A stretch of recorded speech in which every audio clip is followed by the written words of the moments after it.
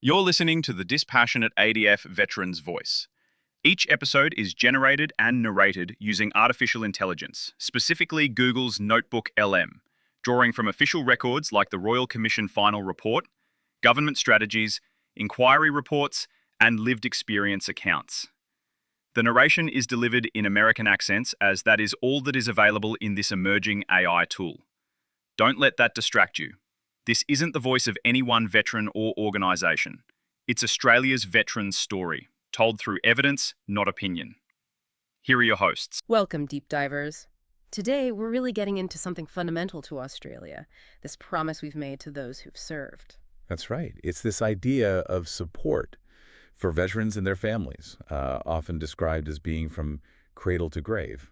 A phrase with over a century of history behind it. And it's not just history, is it? Just Deep Dive is about now. It's about understanding the very complex relationship between Australian society and its veterans today. Right, we're trying to look past the usual headlines. Exactly. To really grasp how public perception works, why recognition matters so much, and frankly, the urgent need to build or maybe rebuild trust. Trust between veterans and the government bodies like the Department of Veterans Affairs, the DVA. Yeah, that trust is key. So that leads us to the big question, doesn't it? How do we move away from what some call a broken veteran narrative?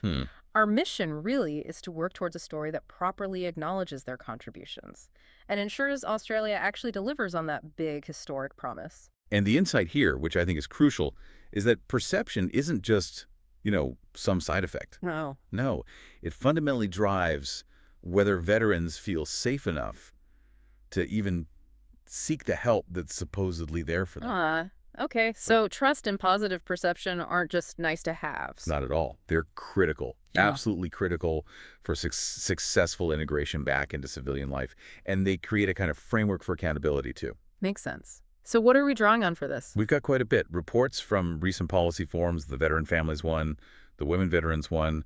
There's a concise history of repatriation in Australia, which is fascinating. Okay. Findings from the Royal Commission into Defence and veteran suicide, obviously very important, and various bits of research into veteran experiences and the support systems themselves. Great. Let's start with that promise then. Its origins, this idea of it's uniquely Australian, right? It really is. It kicked off almost straight away, World War I, with the War Pensions Act in 1914. But Gallipoli in 1915, that seems to have been the real turning point for public feeling. It absolutely galvanized public sentiment. The sheer scale of voluntary effort after the Gallipoli landings, it just made it crystal clear that a proper government program was needed. So that led to legislation. Directly. The Australian Soldiers Repatriation Act 1917, and then the Commission and the department itself were set up in April 1918.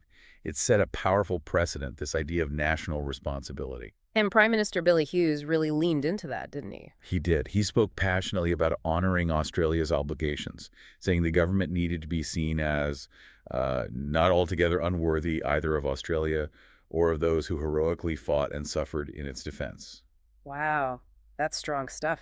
How did that kind of statement really bake that cradle-to-grave idea into the national consciousness, beyond just the law? Well, it framed it as a moral contract, didn't it, between the nation and its service members. It wasn't just policy, it was a fundamental pledge. And that commitment carried on. It did. It evolved.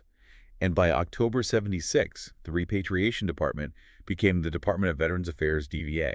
And later, DVA adopted this more veteran-centric approach. Aiming for what, exactly? Trying to engage with, all the domains of veteran well-being, aiming for a healthy and productive life for veterans and their families. Okay, so not on paper, a strong, evolving commitment.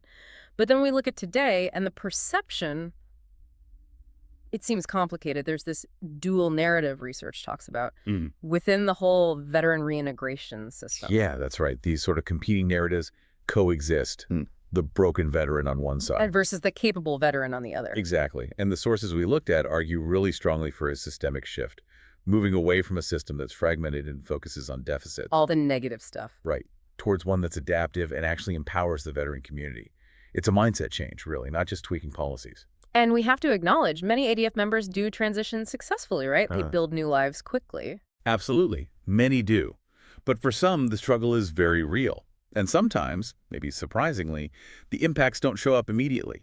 They could appear, many years after discharge. That's an important nuance. And within the veteran community itself, there are calls for more recognition. Definitely. We saw calls for instance, increased visibility of women veterans in the RSL, on boards, in leadership roles at events, Right. and specifically, acknowledgement on Anzac Day that women are veterans. Plus, greater recognition for their specific service-related injuries and health needs. That feels long overdue. And it's not just the visibility, is it? The sources talk about the impact of the military's masculinized culture. Yes, unfortunately, that culture has led to some really disempowering experiences for women veterans. Discrimination, sexual harassment, assault. And systemic failures around their specific health needs. There was that quote from Gail. Ah, yes. Being told, don't get upset and shake your tits around is not that bad. Stark and deeply troubling. And there's also a call for acknowledging the LGBTQIA plus community, too. Yes, that came through as well. Recognition across the board. All these experiences must feed into the challenges of transition, the stigma, the loss of identity. Hugely. For so many, military service gives you your identity, purpose, and belonging. It's everything. It can be. So when that's gone, transitioning to civilian life, it can be incredibly tough. Because, as the research says, your sense of purpose, meaning, identity, and fraternity suddenly disappears. They're no longer an insider. That insider-outsider feeling must be intense. There was another quote that really hit home. Which one? When you leave the military, you leave behind your social connection, your identity, your profession, and your cultural way of life. It's hard to settle back in. There needs to be more help. Yeah, that sums up that profound void. Yeah. And this loss, it gets tangled up with the shame around mental health struggles. The high degree of shame around suicidality and help-seeking. Exactly. That shame keeps people silent, which then, ironically, reinforces that broken narrative because the struggles aren't seen or addressed openly. And this disconnect, this shame, it's made worse by problems in the system itself, this trust deficit the sources mentioned. Absolutely. There's talk of system fragmentation, different parts not talking to each other. Which delays care. It impedes care coordination and delay access to holistic care, especially for families with complex needs. And the trust issues are specific. Very low levels of trust and defense because of problems during separation and transition. And DVA itself suffers from distrust due to complex bureaucracy and delays in accessing entitlements and compensation. It sounds exhausting. We read that quote from a veteran family member about dealing with DVA. The one comparing it to a dysfunctional workers' comp agency. Yes, saying it led to excessive drinking by his wife, just trying to navigate claims or get basic info.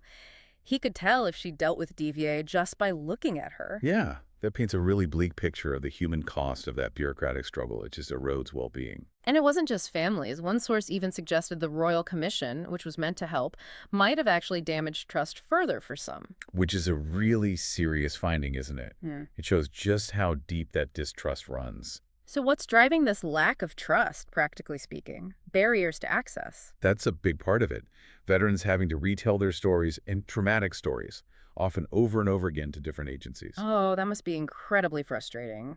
And re-traumatizing. Deeply frustrating, yes. And then there's just poor communication, which leads to people not knowing what services are available or how to access them. It fuels mistrust and makes people disengaged. It's a vicious cycle. It is. You've got legislative red tape, literal barriers to access, barriers to funding.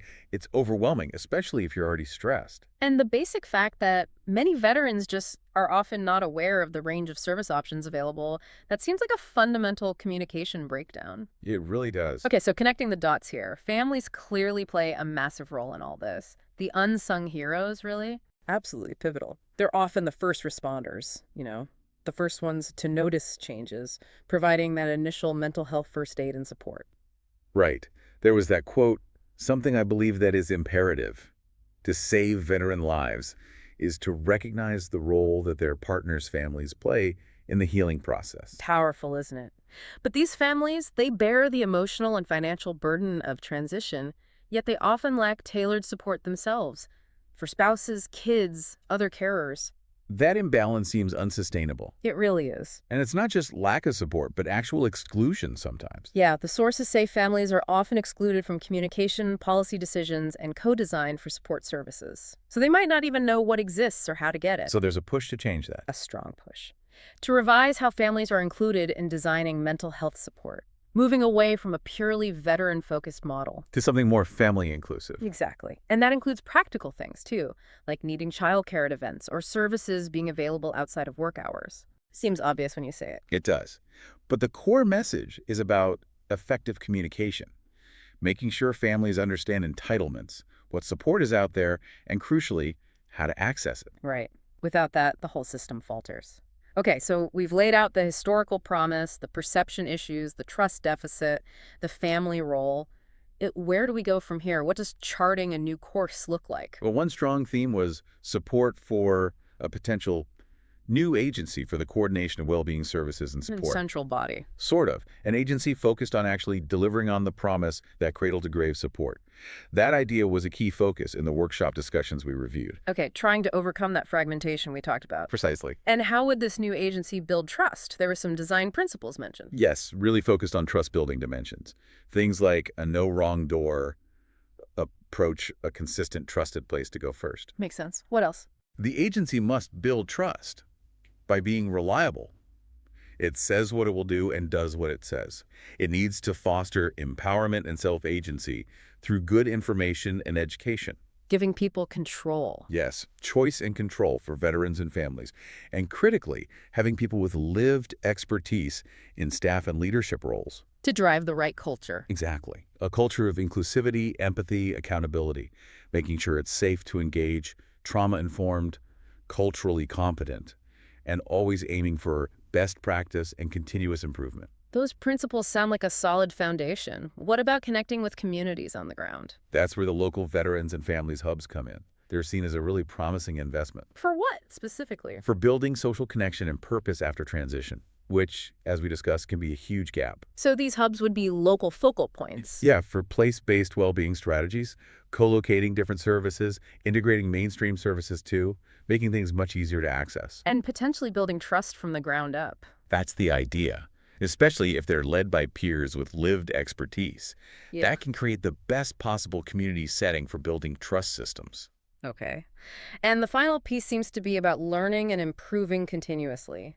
Data and research. Absolutely vital. We need research-led and evidence-based programs and real accountability for social impact. How do we make sure that happens? It's about using data better, leveraging both qualitative and quantitative data, and crucially, routinely engaging with veterans and families themselves to co-design transition system continuous improvements. So not just designing for them, but with them. Exactly. Moving towards establishing data partnerships to get higher quality insights so the system is always learning and adapting. Right. So let's try and pull this all together. This deep dive has really shown us that deep historical commitment, hasn't it? Stretching way back. Yeah, that promise is long-standing. But we've also seen the real challenges now. The perception issues, that damaging broken veteran narrative, the serious trust problems. But also, importantly, a clear path forward emerging from people with lived experience. Yes, a path focused on fostering trust through being transparent, empathetic,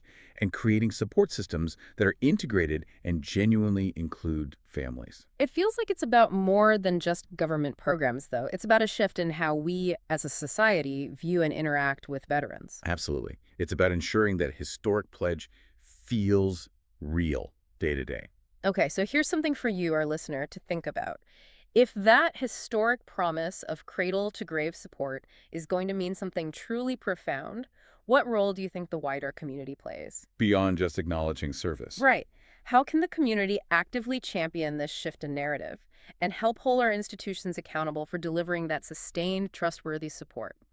Maybe think about one small action you could take this week, perhaps, to help bridge that gap between perception and the lived reality for our veterans. Something to definitely mull over. Indeed. Until our next deep dive. You've just heard a conversation built and presented entirely by AI from official sources. No speculation, no shortcuts. From Royal Commission findings to lived experience, we're unpacking the veteran ecosystem. If this episode helped you make sense of the system or gave voice to something you've felt but couldn't name, consider subscribing and liking the channel. That way, you'll be notified when the next episode drops. Send a link to a mate if you think they might benefit from synthesizing the massive information too. We'll upload at least one a week, each tackling a major issue with clarity, dignity, and zero spin. There will be 10 main episodes and many more spin-offs. This isn't just a podcast. It's clarity that is easy to consume and will help to mobilize those who really care.